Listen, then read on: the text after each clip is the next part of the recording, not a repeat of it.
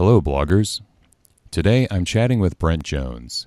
He is a successful freelancer who earns a six-figure income and enjoys helping other freelancers do the same. He is also a blogger and currently uses his blog to make those six figures. Today I'm going to grill him on how he does this, and we're going to pick his brain on his secrets to success. Notice I said we. The Build Your Own Blog audience has contributed to today's questions. They provided about 1/3 of these questions. But before we rake Brent over the coals, let's say hi to him. Hey Brent, how's it going? Hey, I'm doing great, Matt. You? I'm doing great, man. It's great to have you on here today. Always appreciate a chance to chat with you. All right, awesome. Well, let's go ahead and dive in. First of all, Brent, when did you start freelancing? 2014, so just about 2 years ago now. Okay. Can you share your story, like behind your decision to work for yourself? Yeah. So, geez, you know what? I don't know if it's the most interesting story in the world, but I knew I wanted to do something, working for myself. By all accounts, I had an awesome job at the time. I was paid well. I'd spent the better part of, 10 years in professional sales in one capacity or another. It just really wasn't fulfilling. I wanted something where I could really be in control of, my own business and sort of the three pillars I always use to describe freelancing, which is, freedom, flexibility, and financial independence. So, it was funny. My wife had moved to Canada. We got married in 2014, and she actually started freelancing first. She moved here. She didn't have a job when she first arrived, so she kind of created her own job. And as I watched her start to, build some success with it, I thought, hey, that's something I could do. That's, I could do something very similar here. So ultimately, I quit my job and decided to just sort of jump in with both feet. I wasn't exactly sure what services I would offer. I wasn't exactly sure if I would, if it would be a great success story or not. But I thought, we tend to regret the things we don't do, more than anything else. And I thought this is a shot, I'd really like to take here to, see if I could do something similar. And of course, the rest is history from there. Did your friends and parents and relatives think you were crazy or what? Yeah. I remember, even my boss leaving my last job, he was like, a little surprised about the whole thing. I just, my wife and I just bought our first home.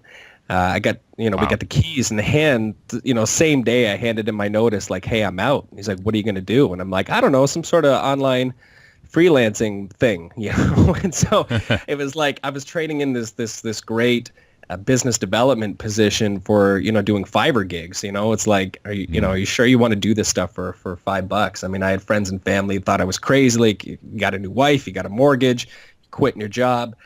And, I probably was a little crazy. I'm just not great at dividing my focus. I tend to do much better when I can focus on one thing at a time. So I know a lot of new freelancers like to build up the side hustle while they're still employed. Mm-hmm. That just wasn't for me. I just knew like that's just a recipe for disaster. So fortunately, where we purchased our home, in a smallish town of about 30,000, Fort Erie, Ontario. We're about a mile from Buffalo, New York. Cost of living is very, very low here. So to some extent, I mean, we mitigated financial risk, but I certainly had friends and family and colleagues that did and probably still do think I'm a little bit nuts, but that's okay.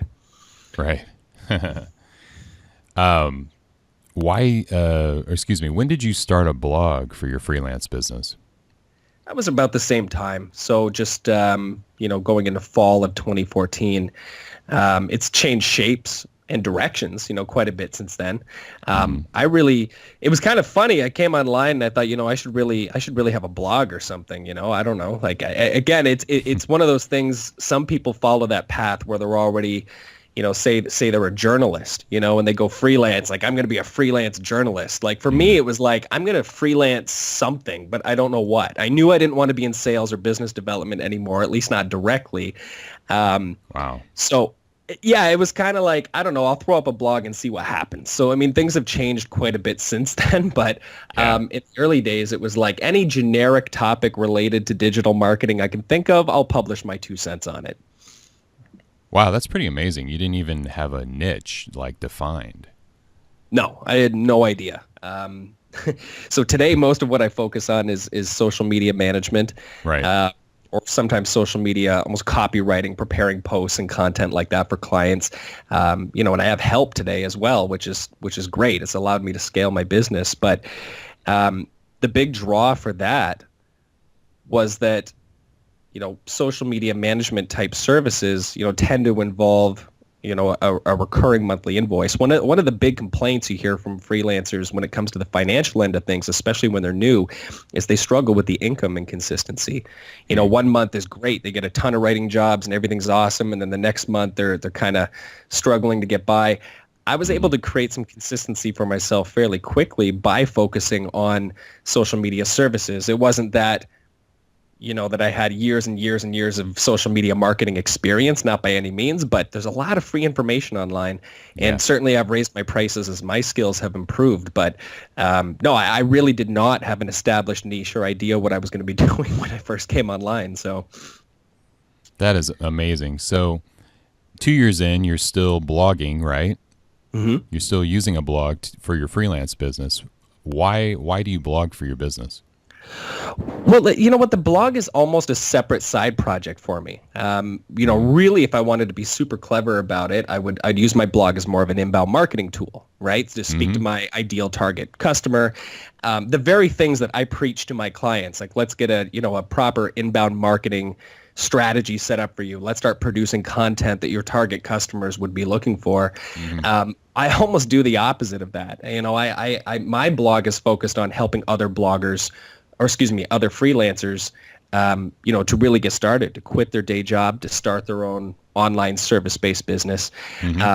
There's certainly a lot of avenues to monetize that, but at the same time, I wouldn't describe my blog as being directly related to my freelancing business. Unless you want to look at it from like a social proof type perspective in terms of reach and engagement and those types of things. Yeah. You must have some monetization ideas in the future. Yeah, it's there's some things that are coming together. I always try to keep the main thing sort of thing. And I know there's tons of people that have success with sort of a passive income type model, but you and I both know it takes time to build up to that. Passive income is rarely earned as passively as a lot of marketers would have us believe. So I know a lot of people set up the blog with the idea of like, I can set it and forget it and tons of money is, going to roll in overnight and whatever. And, of course, that's the dream. But the main thing for me has always been the active income, actively serving clients, providing services for people. So my main focus always goes there, serving my clients first.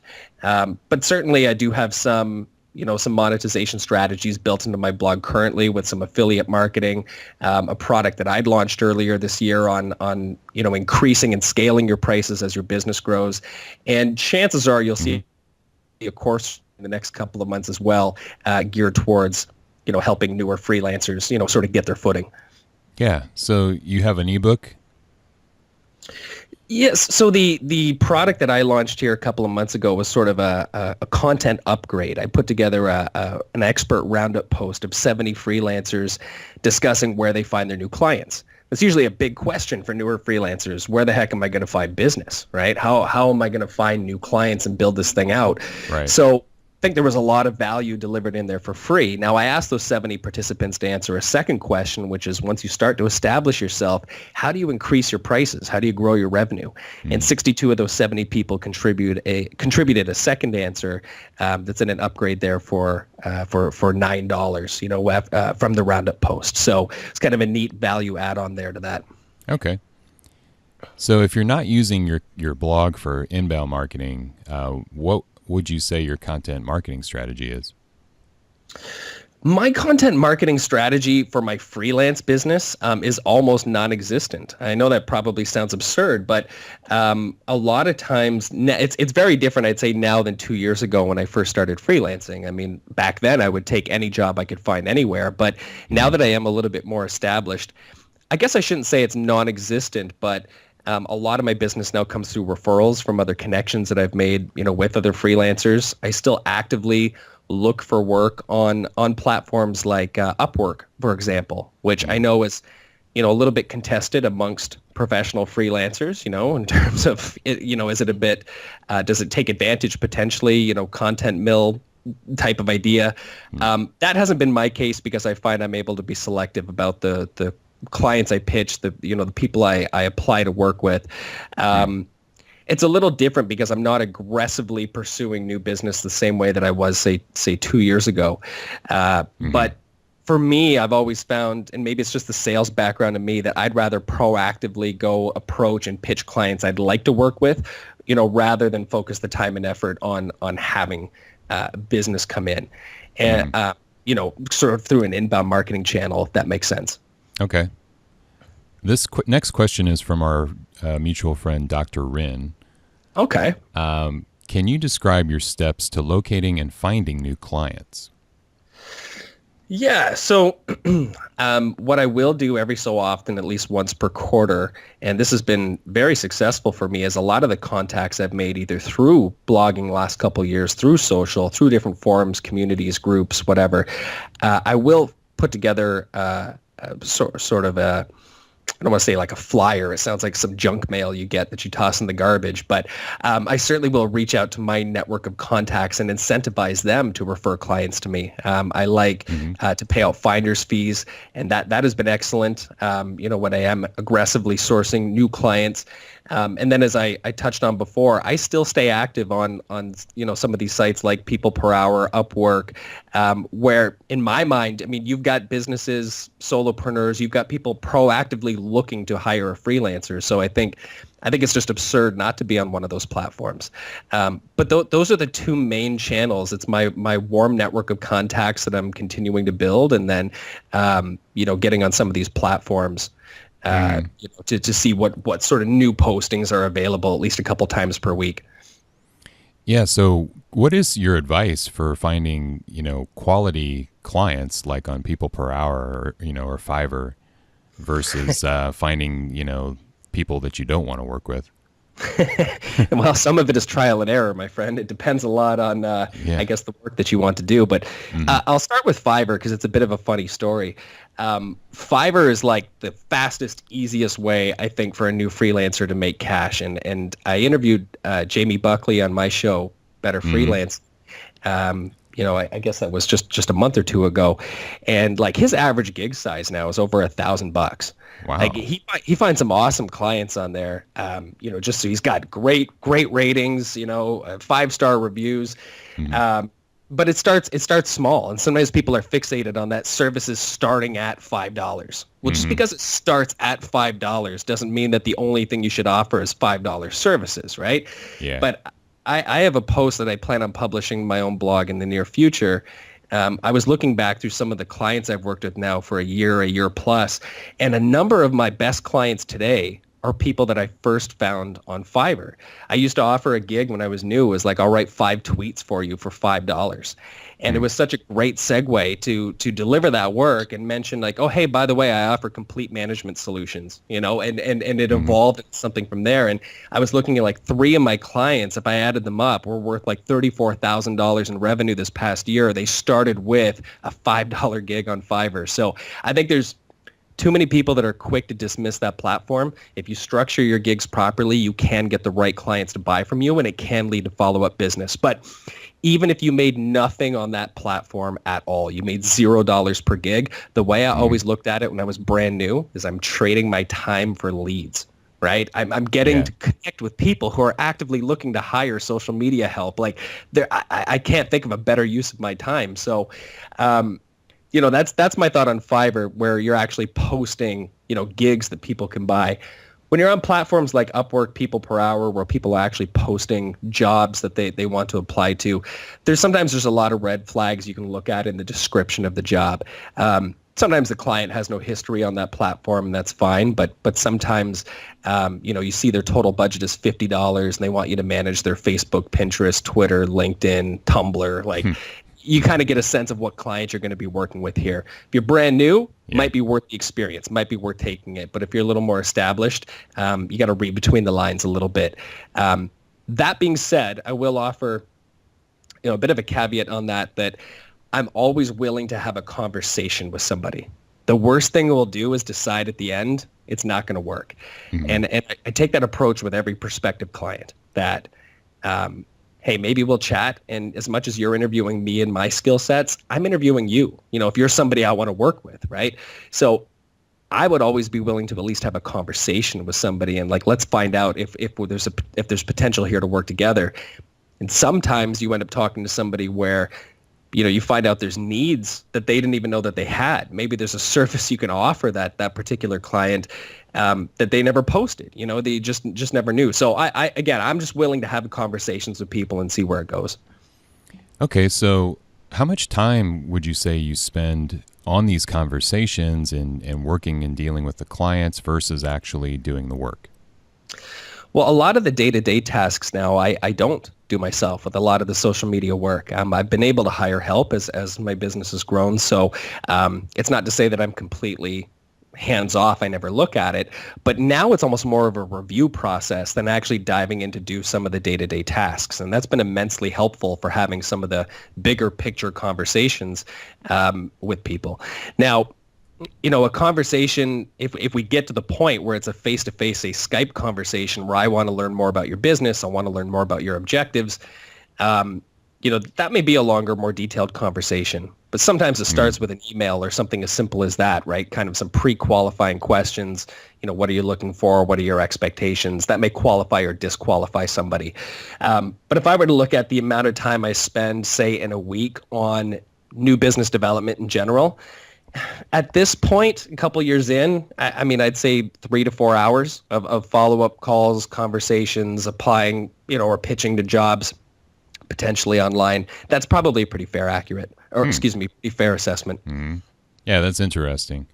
And that's great that you've reached a level where you can outsource some of your responsibilities to other people. Well, I'm certainly happy about it. It's kind of one of those myths, I think, as people go into any kind of solopreneurship, whether they want to go more I'm going to build a blog and monetize my blog, or whether they're going to go more the active income route. I think the perception sometimes is that you just have unlimited flexibility if you want to be a webpreneur, right? It's just set it, forget it. You can take every day off. And certainly there's a lot of less scrupulous marketers that would have you believe you can just sit pina coladas on the beach all day and just watch the cash come in. Right. And again, we know it's not like that. In my mind, flexibility doesn't mean I choose to take every day off. It means I choose when to work, right? And in the early stages, until you're satisfied, at least marginally satisfied with the revenue that's coming in, it's just not time to start abusing that flexibility just yet. All right. So do you outsource any of your blogging work? On my own blog? Yeah. No, not directly. Sometimes there's smaller tasks that I might look to also potentially a research piece or getting help with a graphic, maybe something like that. Design isn't my strong suit. Right. But generally speaking, anything that's published on my blog as me, I've written. Okay. So how often do you publish? My schedule now is about once per week. Sometimes I'll resurrect and republish an older post, kind of modify it, upgrade it, update it, and publish that on a Thursday. But generally, it's a new post every Monday. Blog post one Monday, new episode of Better Freelancing the following Monday. Okay. And at this point, after at least 2 years, I think you did some... what do you call it? Just for fun blogging before your freelance career, right? Yeah, I did. Actually, it's funny enough. I'm wearing one of my branded T-shirts from back then, and today, as we're having this conversation, it's laundry day over here. But that's a funny story if we got the time. Like that's actually Yeah. how that's how I met my wife, was through that bizarre blogging just for fun sort of thing that I did, blogging and vlogging with a YouTube channel.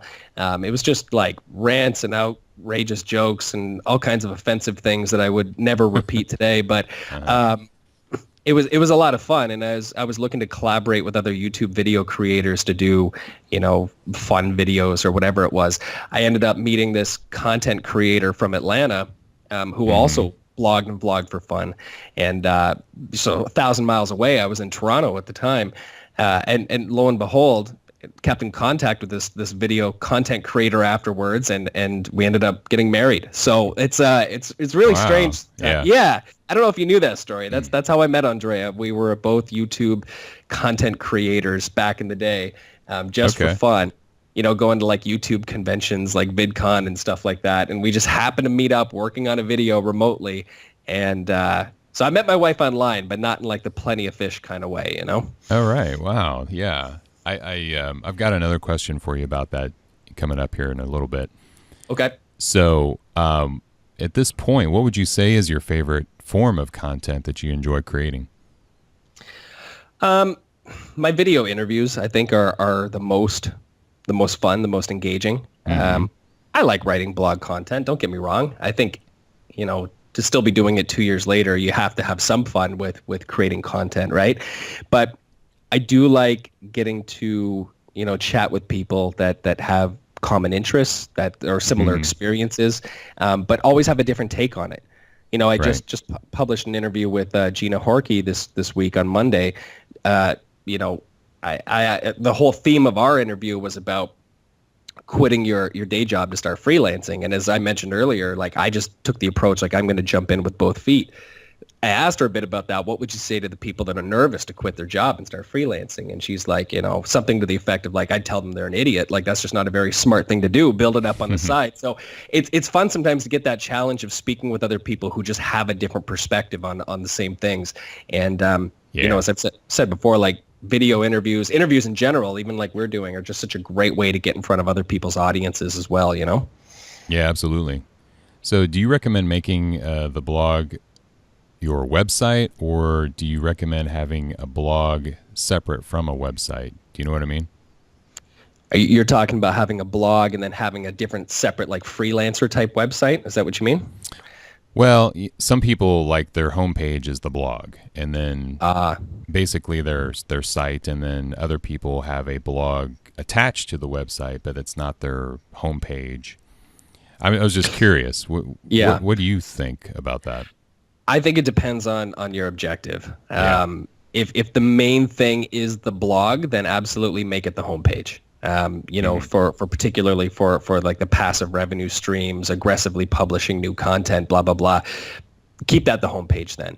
If your website is more of a corporate or business type website, like when I first started freelancing, I only had one website. So it was like, the homepage was like pitching my freelancing services, and then there was a separate blog area. Now it's really separate. I've got hirebrentjones.com. That's my like portfolio website that talks about what I do, what I can offer you as a client. Again, my blog is a separate project, brentjonesonline.com. Now it's just, it's just blog content on the homepage, because that's really what that website is and what it's about now. Okay. Now, you're quite a prolific guest post blogger, is that right? I try to be. I try to average at least one guest post per month on other sites, such as yours. Right. Yeah. You just did one a few weeks ago. Yeah. Are you getting good results with your guest posts? Yeah. I mean, I guess it depends in terms of how you'd measure results. But certainly there's an uptick in new followers and new people I engage with when I comment, when I publish on other blogs. I've actually had it. It's really funny is like I'll publish even before I really took the focus of like, hey, let me use my blog to help other freelancers get started. And I was posting on various digital marketing topics. Like the very first time I published on your blog, which was like, I don't know, 15 months ago or whatever, I had somebody reach out to me like same day, like they wanted to hire me and talk about social media management. And it's like, man, I post every week on my blog too, but there just is something about getting in front of other people's audiences. You just never know who's looking, especially for a freelance writer. I mean, that to me, if you're if you're really focused on the inbound marketing piece of it, like guest posting just has to be part of your strategy. It's one of the easiest ways to show off your writing talent. So, yeah, I don't know if that answers your question. Yeah. And like you said, get in front of a new audience. Yeah. Absolutely. Yeah. So, do you plan, this is actually a question from one of our listeners.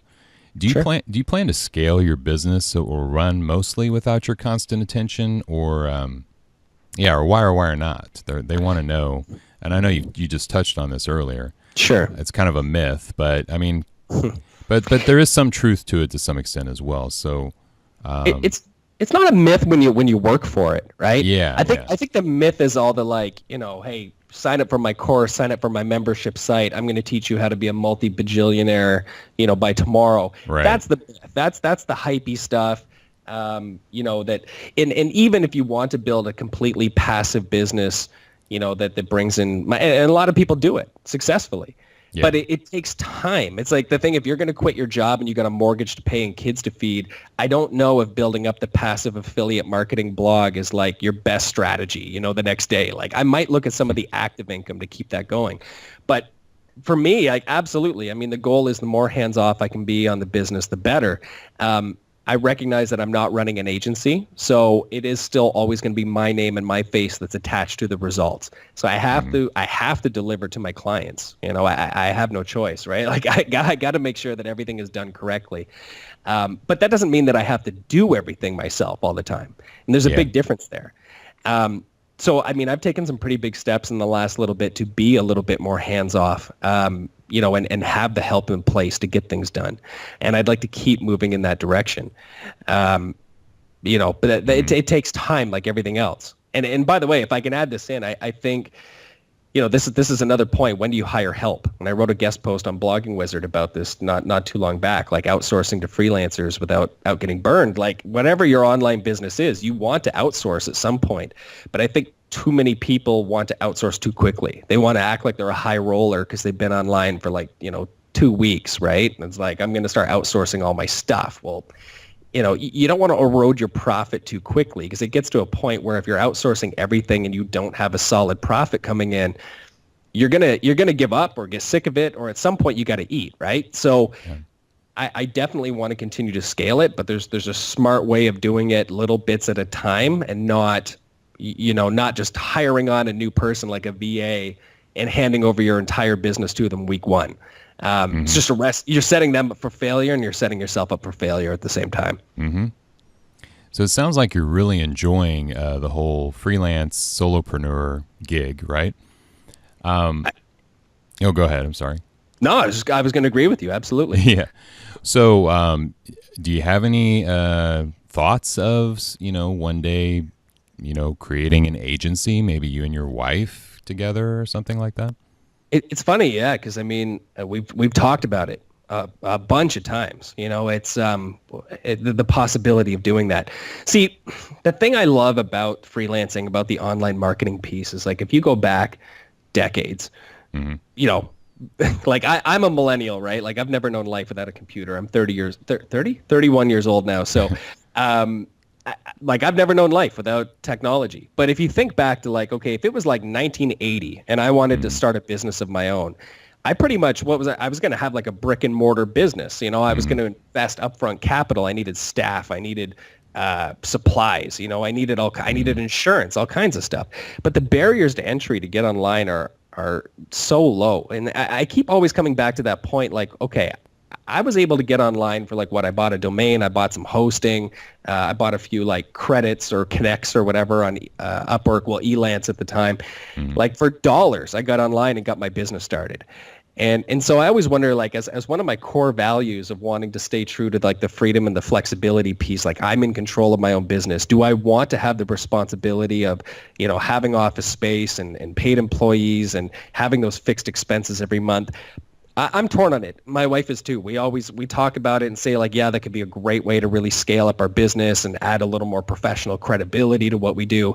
But then we come back to it and we're like, all right, if we want to go traveling for 6 months through Europe or something, that's going to be very difficult to do when we've got a new business back at home that's really got started from the ground up. Yeah, exactly. Um, so, Brent, somebody wanted me to ask you this question. How do you separate yourself from your competition? From my competition.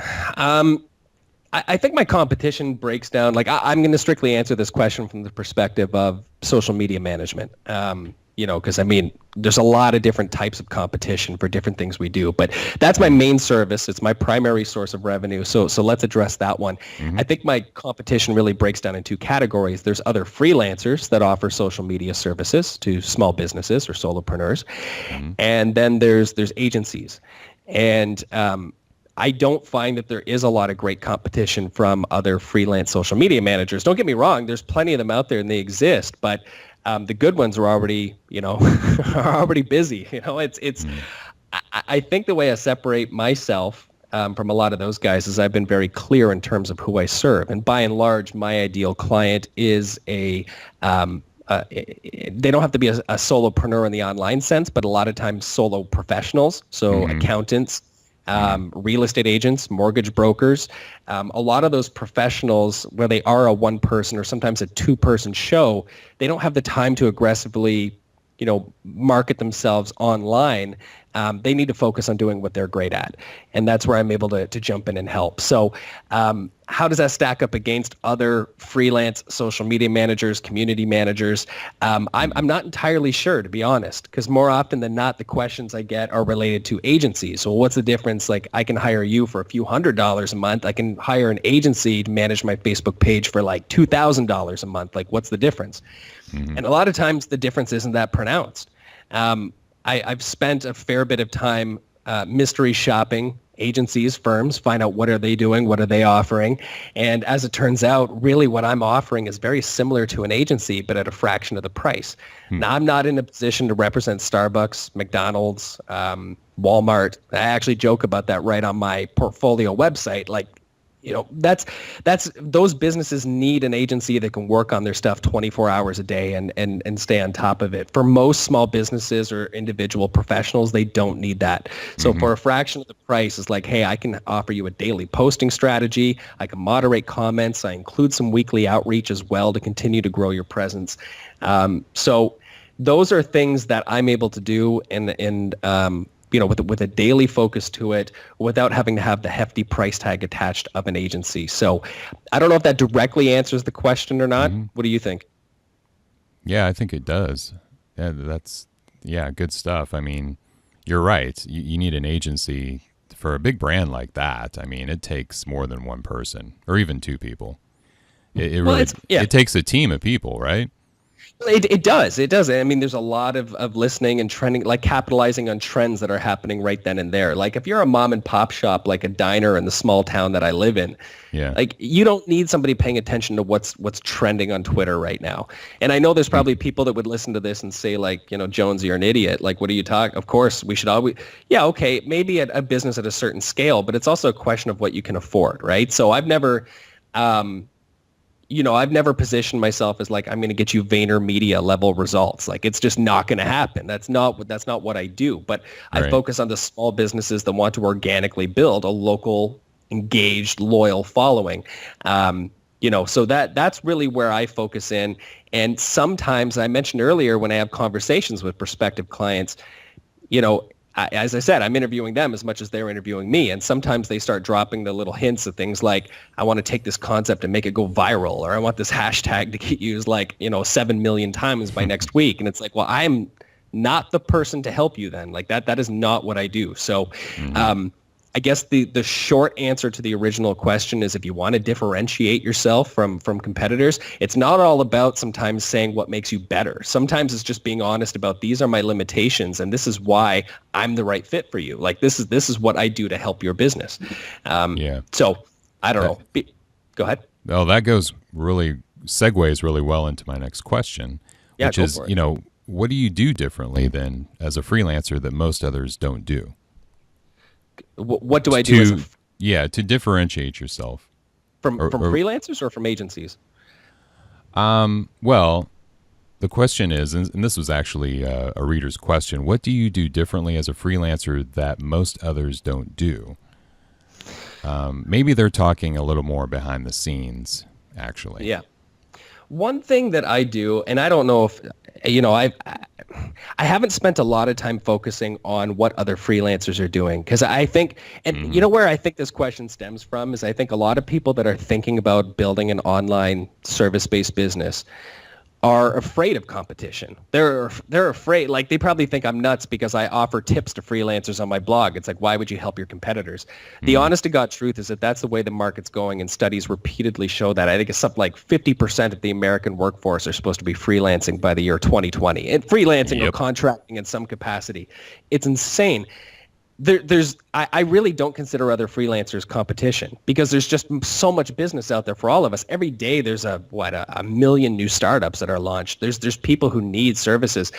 I'm not sure exactly where you are in it's Missouri, right? You're in? Yeah. But like, here where I am, my wife and I were amazed. We moved from Toronto, which is of course a massive city, like out to Fort Erie. Half to 3/4 of the businesses in this town don't even have a website. You can't even find them if you Google them. Like, they don't even have a Facebook page set up. Like, in my mind, and there's a lot of small towns like that. I remember talking, last year to Wade Harmon about that, the small town he lives in. He's like, some of these guys don't even know what the internet is. Like, it's just, it's crazy when you start moving into some of these communities. So for me, differentiating myself from other freelancers has never been an issue. But if I were to give a more direct answer to the question, I'd say that freelancers come and go the same way bloggers do. How many abandoned blogs do you know? Yeah. Like millions of people who just gave up on, like, I started a blog, I gave up, it wasn't for me.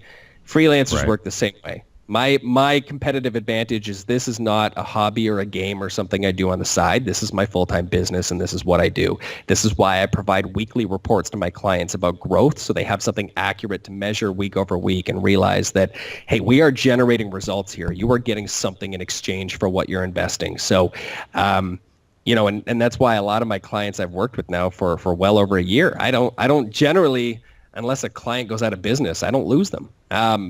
Because again, it's what differentiates me from somebody else they might find on Upwork. Well, I'm not, this isn't my weekend hobby. This is what I do full time.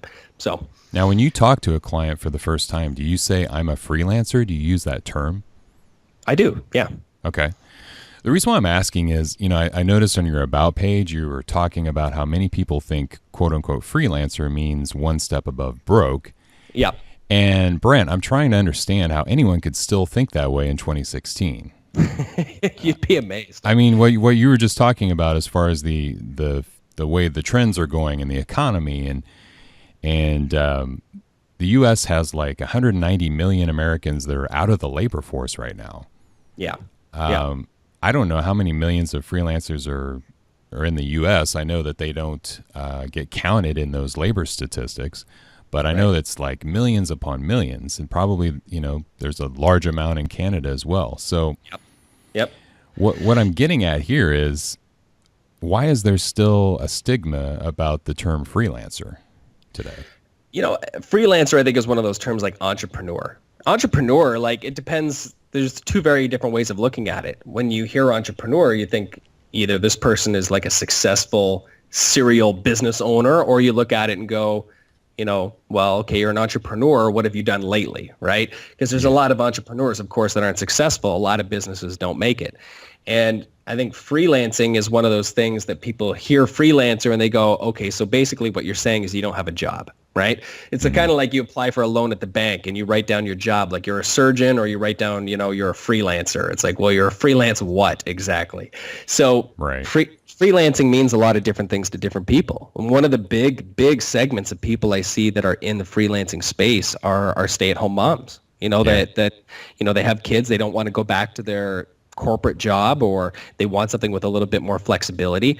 And because of that, there's certainly a number of freelancers that freelance specifically to fill a small need, some extra spending money, or just to bring in some extra cash at the end of the month. Not everybody freelances with the purpose of saying, like, I want to build a 6-figure plus business. Not everybody does that. And a lot of people don't even realize it's possible. They think freelance writing, like, okay, maybe I can pitch somebody and write an article this month, and I brought in however much you charge for an article, $100, $150, whatever it is, and go, great, it was a little bit of extra spending money. I think that's where the disconnect is that a lot of people, even though they accept that you can make some money being a freelance whatever, freelance designer, freelance anything, there's a disconnect between understanding you can do that and you can turn it into a viable career path as well. Yeah. And we're going to get into a little bit here about discipline and stuff, but I think a lot of people just have a hard time with working from home, right? Oh, of course. Yeah. Yeah.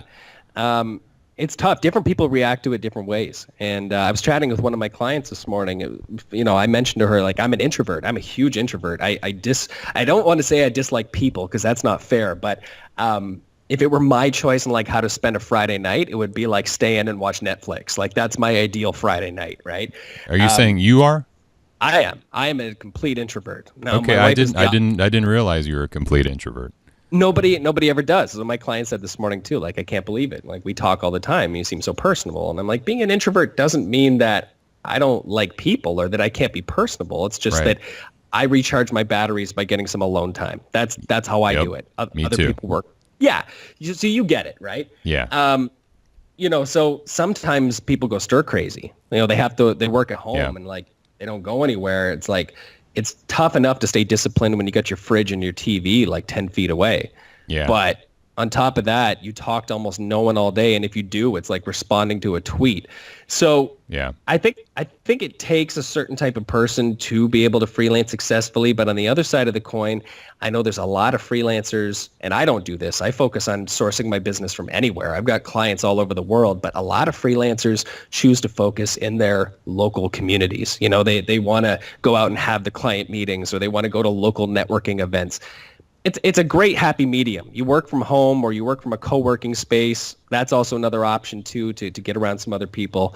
It doesn't have to be sitting at home by yourself. That's the way I like it. I'm most productive when it's silent and I'm at home by myself. But hey, for somebody that wants to work on harvesting some local business, get out to those networking events, look for a co-working space once you've got some money coming in, meet with your clients face to face. It doesn't have to be as isolating as it sounds on the surface. Mm-hmm. So Brent, can a freelancer succeed without a blog? Ooh, it depends what they're doing. So for instance, like a freelance graphic designer, let's say, they don't have to have a blog necessarily, but they'd at least need to have a portfolio with some samples. Like, again, my blog has nothing really to do with my freelance business other than I talk about freelancing and some things that have worked for me. And I'm still able to freelance and generate revenue. So if you're a freelance writer and that's exclusively what you want to focus on, I think it would be a bit like, trying to lift weights without arms. Like, you kind of have to have the blog to really make it work well. But again, like, even there's freelance programmers, somebody will build you an app. Do you need a blog for that to promote it? I don't know. I think it comes down to how that person wants to promote their business and how they want to find new clients. So you're doing a lot of the more traditional networking type stuff to get clients. Is that right? Yeah, I'd say so. Okay. What if someone knows they're not good at self-discipline, going back to what we were talking about, working from home? How can you become more self-disciplined? Well, it's tough for me to answer this question because I think there is a point to which there are certain soft skills you're going to need to succeed as a self-employed person, regardless. Whether you're a freelancer or you want to open up a local diner or whatever the case is, at some point you got to have a level of discipline to work for yourself because nobody is telling you what you have to do. So if you'd say I'm a complete train wreck and I have no self-discipline and whatever, then maybe being self-employed is not for you. That's my first initial thought. But what I will say is that tasks that I find less pleasant or maybe more tedious to do. For starters, as my business has grown, I've been able to outsource some of those tasks. I don't have to do them all myself. But secondly, I think it gets a little easier when you're doing them for yourself. It's kind of like when you're working for yourself and you're your own boss, it's easier to sort of draw a line and say, this isn't my favorite task, but it just has to get done. So let's get it crossed off the list. Mm-hmm. Yeah, I mean, it seems like some people actually need accountability or need somebody breathing down their neck. Yep. Yeah, some do. And by the way, there's nothing wrong with that. The world needs employees too. Some Right. people have that employee mindset. They'd rather know I'm clocking in at 9, clocking out at 5, I've got a half-hour paid lunch or whatever it is. Like that works for them. Right. And for me, I've always worked best under pressure. I'd rather know I've got a challenging day ahead of me, and if I manage to eat some lunch, that'll be great, but I might not. Exactly. That almost keeps me motivated. Right. It gives me a reason to keep working hard. So Yeah, I've always been self-motivated myself. One thing I do not miss about the jobs, setting is, a lot of meetings that were really a waste of time. Mm-hmm. What's that? No, I was agreeing with you. Yeah. Meetings for the sake of meetings, right? So everybody can feel productive after. Right. And then we can stand around at the water cooler and be like, that was one hell of a meeting, wasn't it? Exactly. Or Monday morning, people wanting to tell you all about their weekend, Yeah. Yep.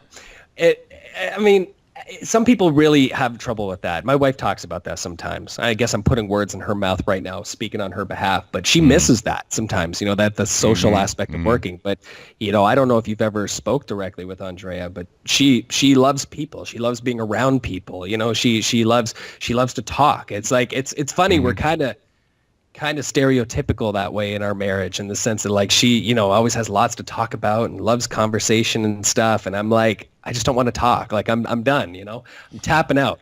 So as far as the workplace goes, she talks about that sometimes, that she misses it. And that is one of the things you trade off working from home, unless you do go that avenue I mentioned, like co-working space. But even then, it's not quite the same things. You don't have some of the same gripes necessarily. You're not all working for the same company. Right. So you would describe your wife as an extrovert? I would, yes. Okay. I think she would too. But yet she does okay or well at home, working from home. Is that right? Yeah, but she goes out to do more of the things. She looks for the local networking meetups. She looks, for the co-working spaces. There's even like a coffee shop not too far from us that does like a co-working thing in the afternoon. So she gets out to do a lot more of that face-to-face stuff, where I prefer to keep more of my affairs strictly online. Yeah. Yeah, when I was doing more direct client work, I used to go to a monthly local, what do you call it, networking group. Sure. But once I, got into build your own blog, completely, then that really wasn't necessary anymore. Do you find, I know it's maybe weird to be asking you a question, but do you find that people have trouble understanding when you say, like, I run a successful blog that makes money? Like, do more and more people get that now? Or like, I still feel sometimes like when I tell people about blogging, they're still like, I don't really understand. You know what I mean? Yeah, I think a lot of people are intrigued by it, but they don't understand. They still don't really understand it. But I think today versus 7 years ago, they believe it more, that it actually exists, or it does happen. Yeah, but they still don't understand it. It's the same way. It's like that idea you asked me about freelancing earlier, right? Is like when you say freelancer, it's like, okay, you're a freelance what? And like, can you actually make a full-time living at freelancing? Like I find sometimes people are a little quick, like friends and family, to want to pick up the tab. We go out for drinks or something, and they're like, are you sure you can cover this? Like, let me buy you a beer, like, right. I'm doing okay. Like, I'm all right. Don't worry about it. Wow. Yeah. I mean, I used to add the term copywriter on my introduction, or, my title was freelance copywriter. So I think it depends on what niche you're in, right? Absolutely. You can just add that to the title freelancer. Because, if you just say I'm a freelancer, that could mean anything, It does, yeah. Yeah. And that's why I try to be very specific, like, at least on my Skype profile I'm looking at here, like freelance social media manager and copywriter. Like, these are the main things that I do, right? Yeah, exactly. Going back to your wife, I I'm just curious because I think this in and of itself could be like an episode all to itself.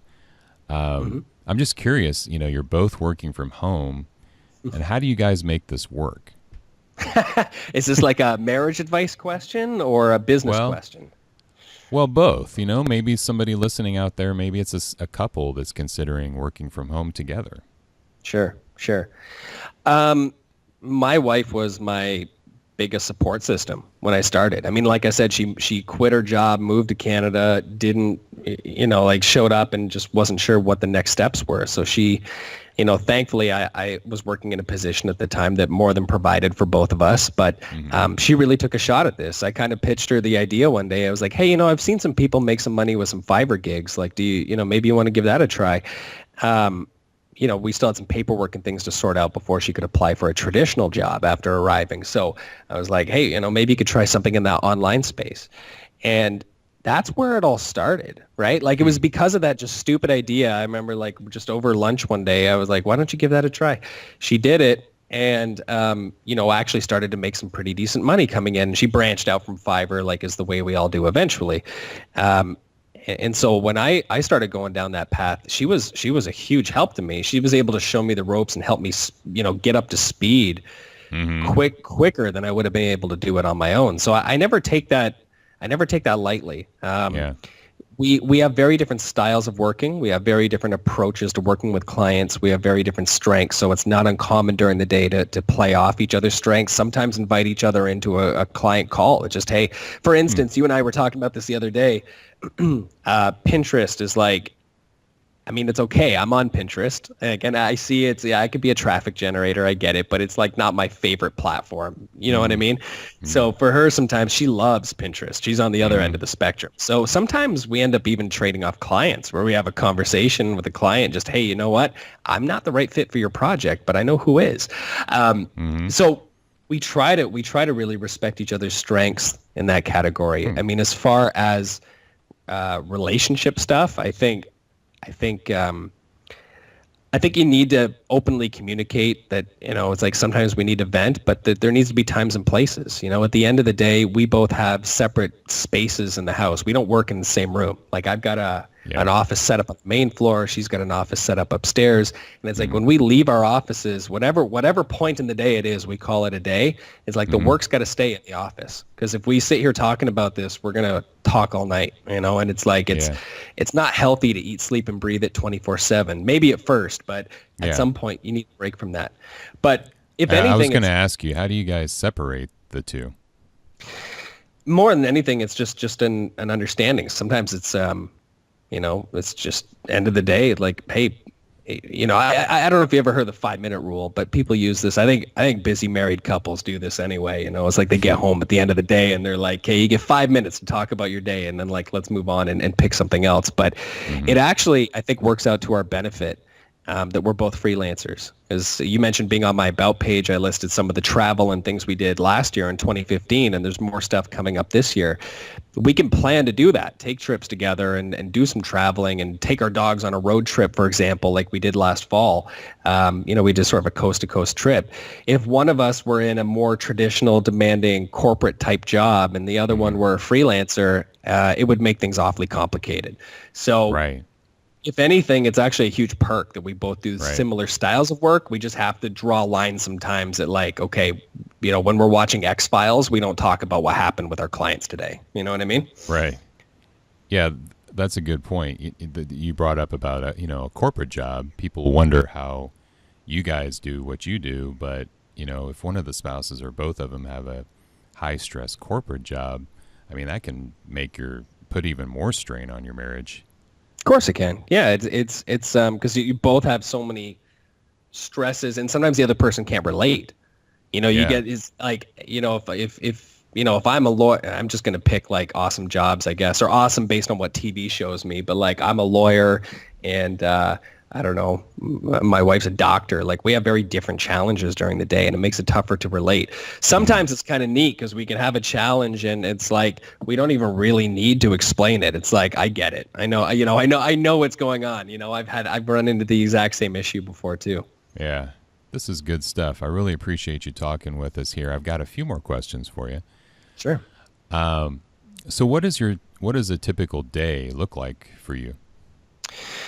So, um, typical day. Let's see. Well, I generally get started around 7 in the morning. I like to start earlier, and if I can, finish earlier. And now that I'm not doing all the day-to-day tasks myself, sometimes my day is wrapped up in 3 to 4 hours. Sometimes it's 12 to 15. I mean, it's just, I Hmm. plan my weeks ahead on Fridays. So every Friday I plan out my tasks, my to-do stuff Monday to Friday, and sometimes the weekend for the following week.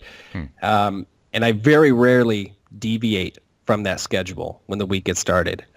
If something new comes in, I need to onboard a new client, it's just got to get scheduled for next week, because interruptions, in my opinion, are one of the biggest productivity killers you can imagine. So when I get up, I put the coffee pot on at 7, I get started, and I just work straight through until my tasks are complete. And you've probably noticed here in the last little bit, I've got into cycling. So that's kind of a thing Hmm. I look forward to now at the end of the day. It's a great way to clear my head and draw a line between like when I'm working and when it's time to unwind a little bit more. So yeah, I think that answers your question. Yeah. Yeah. Exercise is good. I need to get back into that myself. Yeah, tell me about it. So, what would you say are the three greatest benefits to freelancing? Well, I referenced sort of my three pillars earlier, and you see them on my website there: freedom, flexibility, financial independence. These are, I call them pillars. I don't know what people call them, philosophies, whatever. Hmm. Three Fs. I don't know.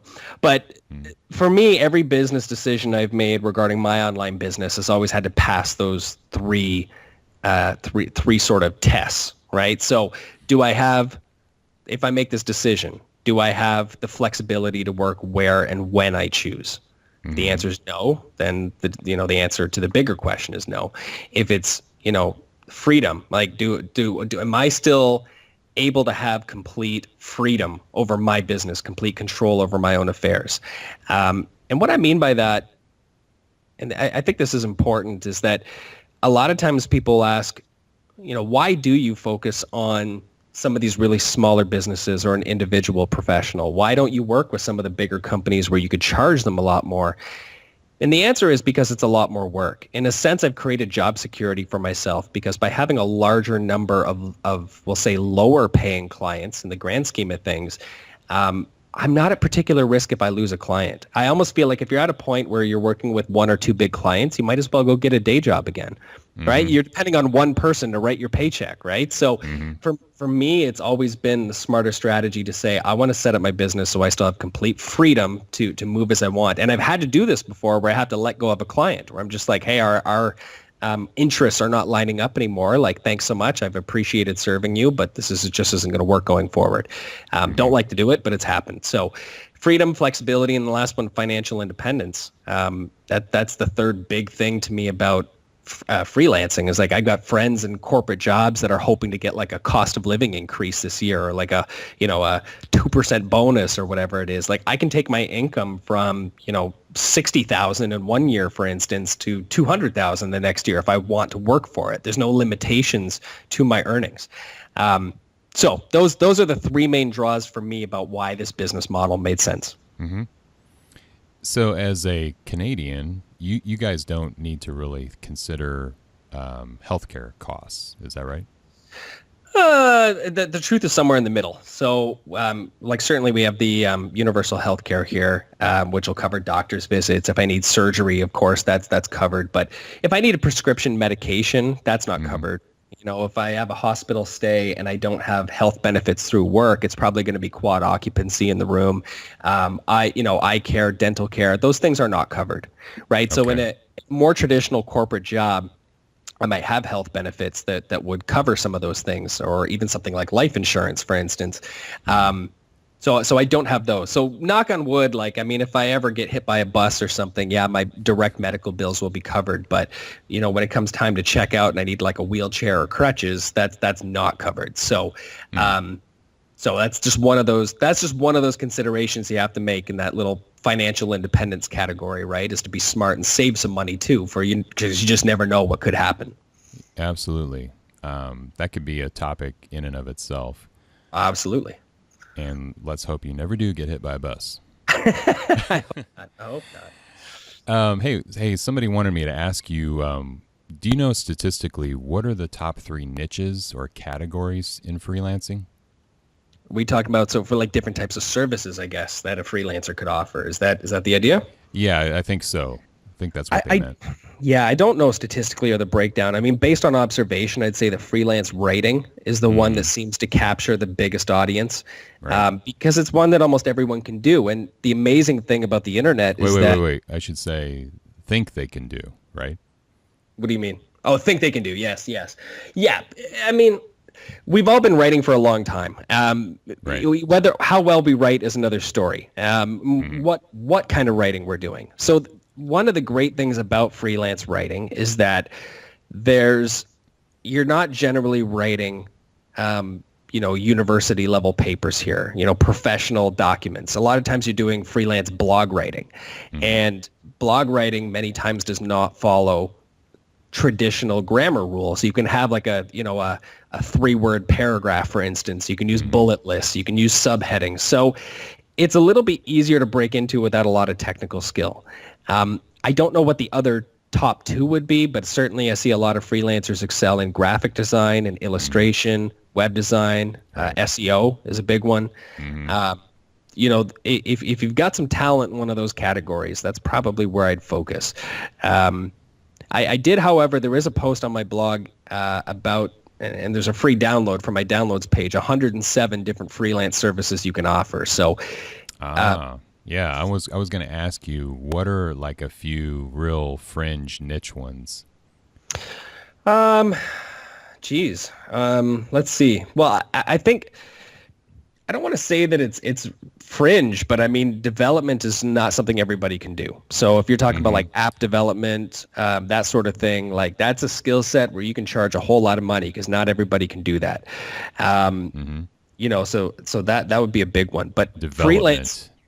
When I think of fundraising, doesn't that also mean fundraising when you say development?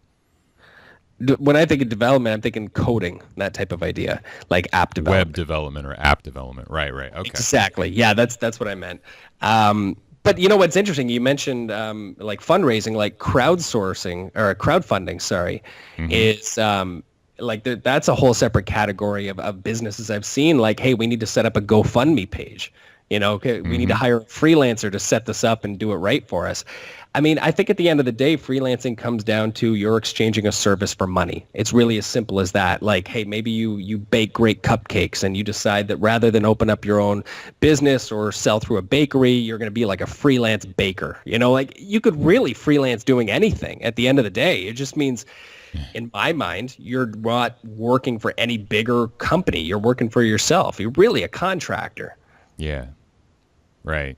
So if you could boil this all down, Brent, what is the secret formula to freelancing?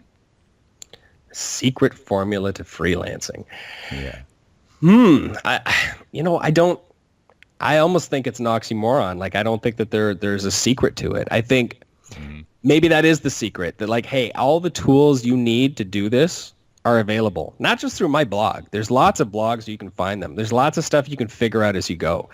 I mean, you really don't have to be an expert at anything to start freelance. Yeah, you're going to have to build some expertise if you want to win like the massive clients. You want to be a freelance writer and get published in Time Magazine, of course. But to get started and start bringing in some money, exchanging your services like for pay, I mean, I think the big secret is there is no secret. Just get started. Like, really, it's as simple as like, setting up your little website and Twitter bio and stuff and saying, I'm a freelance, fill in the blank, whatever it is. And the rest of the skill sets and things you need, you can figure out as you go. And you don't even have to really solidify, sort of the services or niche or industry you're going to serve. You don't have to figure all that stuff out right away. You can try lots of things. In fact, my early day, like one of my best money makers when I was a new freelancer, believe it or not, was doing video testimonials on Fiverr. Like Hmm. people will pay 5, 10, 50, $100, whatever, for different like testimonials saying like, I tried this product and it's awesome. You should buy it too. Eventually I got out of doing that because I literally had friends and family saying like, hey, I'm seeing your face pop up in like the ad pre-roll on YouTube selling Viagra and stuff. Like, I'm Yeah. dead serious. Like your company's reaching out like, can I send you my product? You can hold it and tell people how great it is. I got out of doing that, but like, that's a perfect example of like a really just dumb freelance service that anybody could do. And you could literally make thousands of dollars a week just doing these video testimonials. Maybe thousands is an exaggeration, but Hmm. hundreds of dollars, at least a nice supplement to get started, you know? Wow. Yeah, that's something I haven't done, but yeah, I guess there are some people out there really making a killing on that. I just found out for a while like I should have been more clear about what I was willing to offer because some of these things were just sleazy, like promoting these really shady gambling sites and stuff. And I'm like, Yeah. I probably shouldn't have attached my face to that, but whatever. What's done is done now. But like, there's a Yeah. huge demand for that. If you got a little bit of acting skills and a webcam, like, man, you could make money doing that for sure. Well, hopefully, some of those old videos have been erased from the internet. I hope so. I hope so. Yeah. So, Brent, will this be a stepping stone for you? Are you going to be a hired gun freelancer forever? I don't know. And this is something else that I talk about. My wife and I do talk about, in the times we set aside time to talk about work, like what are the next steps? What are things going to look like 5 years from now? And I like to think of myself as a business person first and a freelancer second, meaning I'm always going to attempt to make decisions that make the most sense for my business and the lifestyle that I want to build. So does that mean being a freelance social media manager from now until the end of time? I don't know. I mean, if I found something that made more business sense where I could achieve more of that freedom, flexibility, financial independence without directly, running an online service-based business, maybe I would explore that. But Hmm. I guess what I'm saying is that my mind is open to possibilities at the moment, but I also Hmm. have a good thing going, so there's not an immediate rush to say I need to, completely change gears next week. Yeah. So, your mind is open to new things, but you never get tempted to go back and take a job. Is that right? Never, never, never. No, I don't. If I have it my way, I certainly won't be taking a regular type job again. I mean, if I can. And maybe that's the sales background in me, but it's like if I can generate millions of dollars in revenue for a company, why would I not be good enough to make money for myself too? Right? If you're good enough to make money for someone else, you're good enough to make money for yourself. And I don't see a reason or a strong enough benefit to go work hard to build somebody else's dreams. I couldn't have said it any better. That's awesome. The final question, by the way, can you hear the thunderstorm out there on my end? It sounds almost vaguely like a little bit of static, maybe like rain pouring or something. Yeah, it was hitting the house there. Okay. Okay. So, I think it's kind of tapered off here. Final question for you, Brent. uh-huh. Where do you think the future of freelancing, also known as quote unquote the gig economy, is heading? I can't remember. Somebody asked me this question a little while back in a blog comment or something like that, and I don't know. I honestly don't know. I think we're going to see more people move into the space. I think we're going to see more, not just necessarily the label freelancer, but solopreneurs in general. We're going to see more of those individuals, in business for themselves. I think we already see more of like the telecommute jobs now than we did, say, 20, 30 years ago. In many ways, as much as technology has connected us, it's also, driven us apart, where we minimize actually real face time with real people. So Yeah. I think we will see more of that. I think we'll see more companies jump on board with that instead, saying instead of hiring somebody in-house or instead of, contracting somebody in-house, can we get somebody virtually to do this job? And a lot of bigger businesses are jumping on board with that, but it's taking time. So I think we're going to see a number of things start to move in that direction, and I think it's going to be interesting from a global economy perspective that Yeah. some developing countries, I think, where we're going to start to see economic shifts as it really starts to level the playing field for people from all corners of the globe. Yeah, absolutely. I mean, I think it's been about 3 years ago now. I had a local ad agency contact me through LinkedIn, and Hmm. you know, I did some projects for them, and now I'm working with. I'm also doing some outsourcing with people all over the globe. Hmm. So yeah, I mean, it's really going to be fascinating to see where this is all going. Yeah, yeah. I think there's more people are going to discover too that it's not as difficult as it probably seems. Right. It's people are becoming more adaptable to the idea. As I mentioned earlier, I don't feel like other freelancers are my competition because there's just too much business out there. To be honest, like Right. it's insane. So, Right. and there's businesses that don't even know they need your services yet. That's the crazy part. It's like you've got businesses coming up that are gonna need you. There's businesses that haven't even been Right. created yet that need Right. freelancers. I mean, there's so many possibilities. So that's part of Or there's businesses that know they need your help or some help, but they can't do it themselves.